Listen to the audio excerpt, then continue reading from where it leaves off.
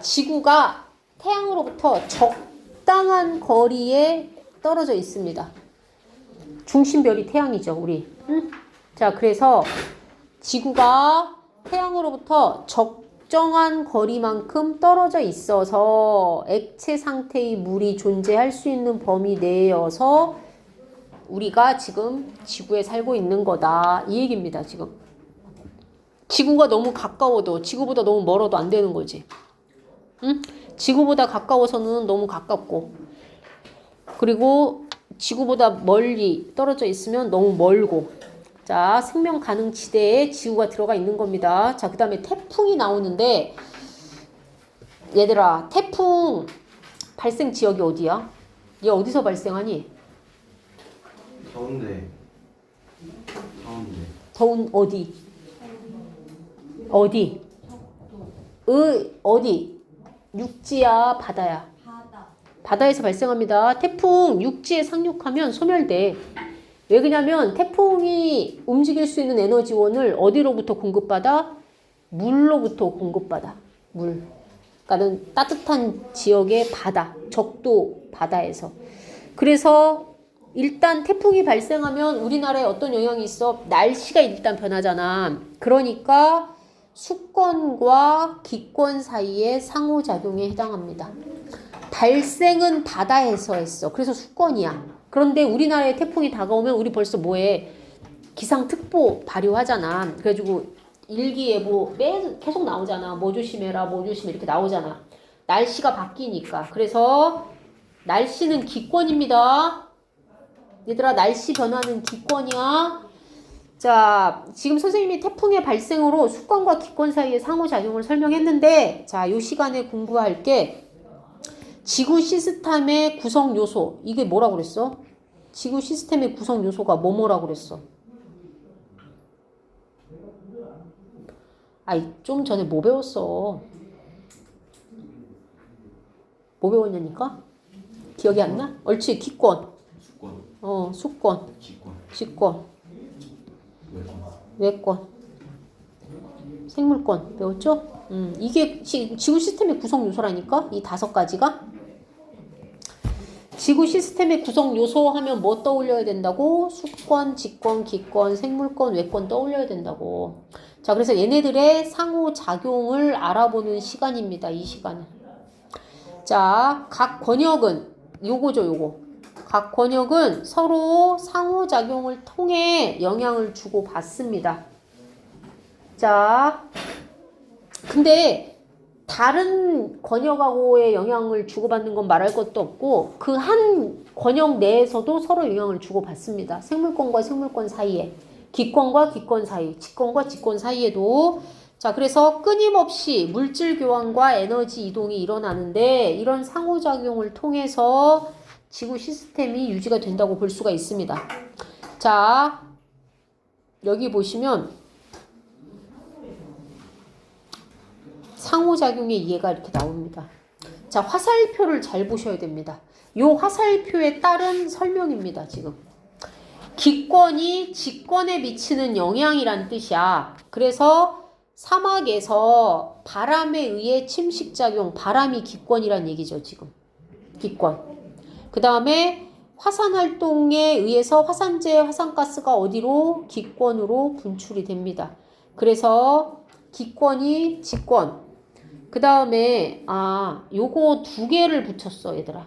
양쪽에. 그러니까 요 첫 번째 점은 1번이고 두 번째 거는 2번에 해당하는 거죠. 왜? 화산은 어디에 있어? 직권에 있는 거잖아. 화산 결과 발생된 화산재와 화산가스, 화산쇄설물이 어디에 영향을 미치는 거야? 기권에 영향을 미치는 겁니다. 1번은 바람은 기권이야. 바람은 기권이야. 바람에 의해서 버섯바위가 만들어졌어. 이 버섯바위가 이런 이렇게 돌멩이가 있었는데 바람이 계속 불면서 모래바람이죠. 그러니까 바람에 의해서 모래바람이 일어나서 여기를 자꾸 깎어. 모래가. 그래서 나중에는 어떻게 되냐? 모양이 이런 모양으로 바뀝니다. 자, 그래서 마치 뭐처럼 생겼어? 버섯처럼 생겨서 버섯바위라고 부릅니다. 이 버섯바위를 누가 만든 거야? 바람이 만든 거죠. 이 바람은 기권입니다. 버섯바위는 암석이었잖아. 암석이 어디에 있었던 애야? 직권에 있었던 거죠. 뭔 말인지 이해했죠? 그 다음에 B 보세요. B. 직권과 수권입니다. 해저에서 발생한 지진에 의해 지진은 어디야? 땅이 흔들린 거잖아. 그러니까 뭐야? 직권이죠. A. 얘가 A네요.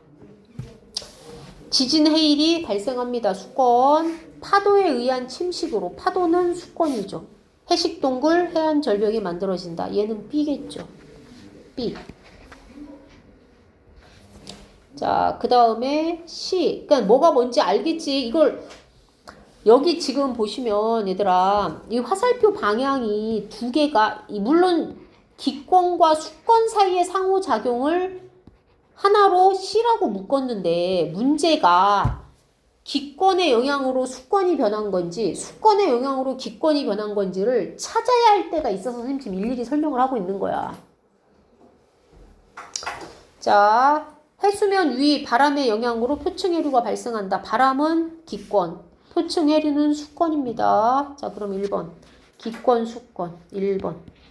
그 다음에 초록색 2번. 열대지역에서 두꺼운 정난운이 만들어져 태풍이 발생한다. 정난운이 뭔지 알지?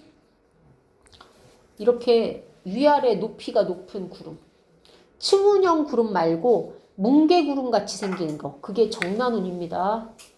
자, 그래서 정난운이 만들어서 태풍이 발생한다. 또 식물이 기권의 이산화탄소를 흡수해서 광합성을 한다. 이건 무슨 권과 무슨 권이야? 이산화탄소니까 기권. 광합성은 어디서 합니까? 생물 몸 안에서 하는 거죠. 식물 몸 안. 그러니까 생물권이겠죠. 기권과 생물권. 기권과 생물권 1번. 그 다음에 생물의 호흡작용을 이산화탄소를 기권으로 방출한다. 2번.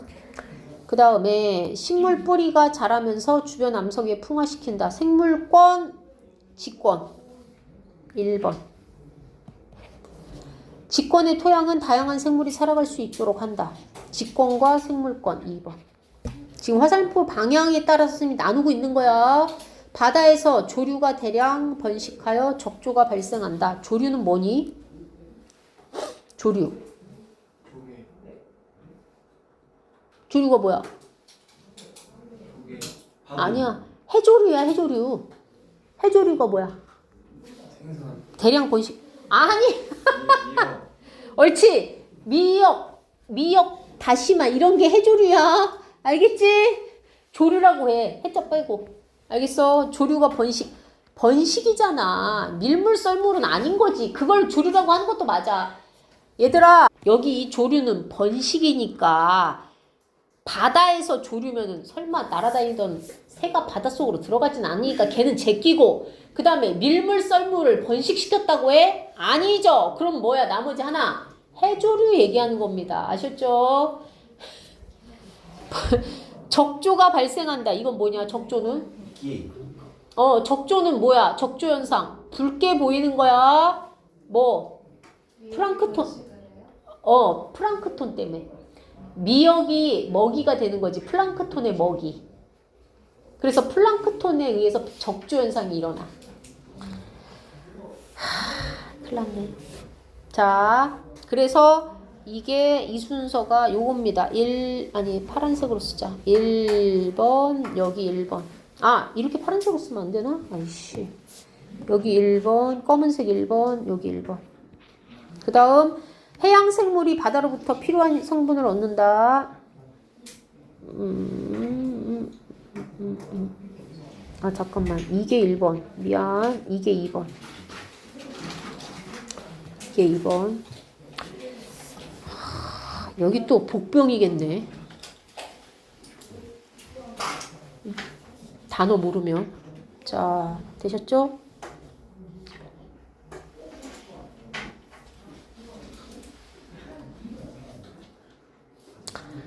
얘들아, 요거 만약에 그냥 F라고 놓고 두 개 나와 있으면 화살표 두 개 다 나와 있고 F라고 나와 있으면 상관이 없는데 선생님 지금 여기 1번, 2번 나눈 것처럼 여기를 나눠서 C, D 이렇게 나누고 찾으라고 하면 잘 찾아야 된다고. 누가 원인이고 누가 결과인지를. 뭔 말인지 이해했지? 자, 외권. 외권은 자, 이것밖에 없습니다. 외권은 딱 3개. 자, 그래서 여기 밑에는 없지? 딱 3개만 있어, 외권은. 자, 외권과 기권. 태양풍 입자가 이 태양풍 입자는 태양으로부터 나온 바람은 아니고 태양이 내보내는 전기를 띤 작은 입자들을 태양풍이라고 표현합니다. 그래서 태양풍이 지구 극지방 상공으로 끌려 들어와 대기 입자에 충돌하면 뭐가 생겨? 오로라가 발생합니다. 이 오로라만 외우세요. 외권과 기권입니다. 그 다음에 유성체가 지구 중력에 의해 끌려 들어와 유성. 이거 뭐야? 별똥별. 자, 2개만 외우세요. 뭐와 뭐? 별똥별과 오로라. 뭐다? 외권과 기권이다. 그 다음에 외권과 직권. 아까 뭐라고 그랬어? 지구 자기장 얘기하는 겁니다. 외계 운동으로 지구 자기장이 형성된다. 그 다음에 외권과 식물권, 생물권이죠. 자, 햇빛, 태양 복사 에너지 때문에 식물이 광합성을 한다. 자, 요 3가지만 외권의 상호작용 예입니다. 이 3가지만. 나머지는 없어, 외권은. 외권은 간단하지. 나머지도 간단하냐고? 아니, 안 간단해. 왜 안 간단하냐면 여기 이거 싹 나오잖아. 또 다시 반복. 자, 각 권의 상호작용에 이해 보세요. 자, 여기서 꼭 나오는 것만 합시다. 꼭 나오는 것만. 자, 밑줄 칠게 선생님이.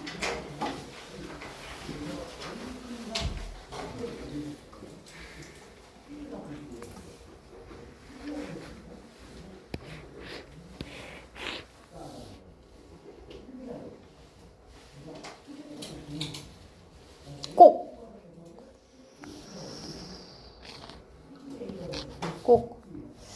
요 정도 하시면 됩니다. 요 정도만. 하나, 둘, 셋, 넷, 다섯, 여섯, 일곱, 여덟. 꼭. 근데 이거는 굳이 안 외워도 돼.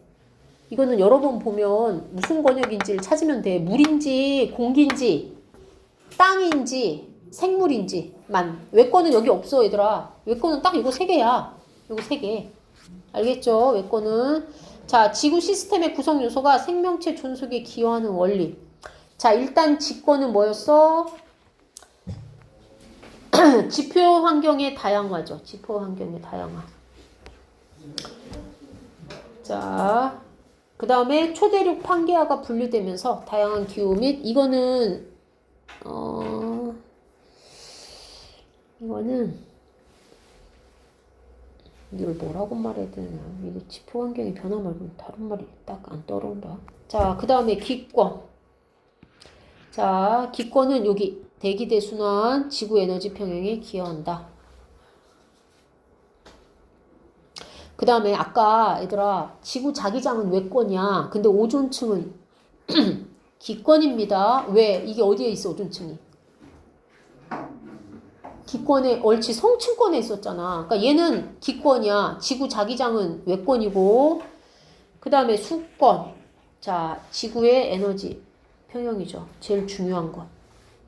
생물권.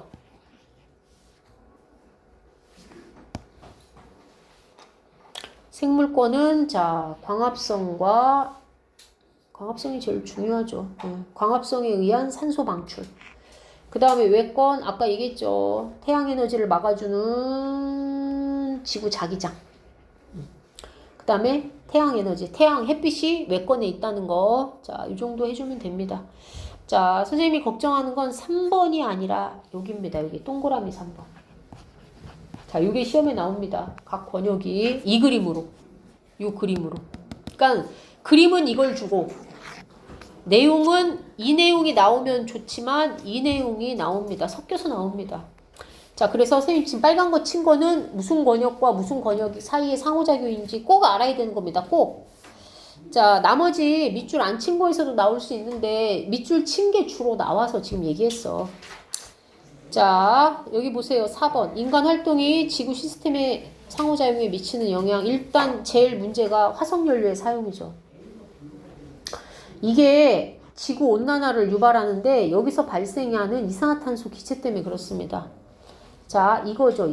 이산화탄소량. 얘가 왜 문제냐. 이산화탄소는 태양 복사 에너지는 잘 통과시킵니다.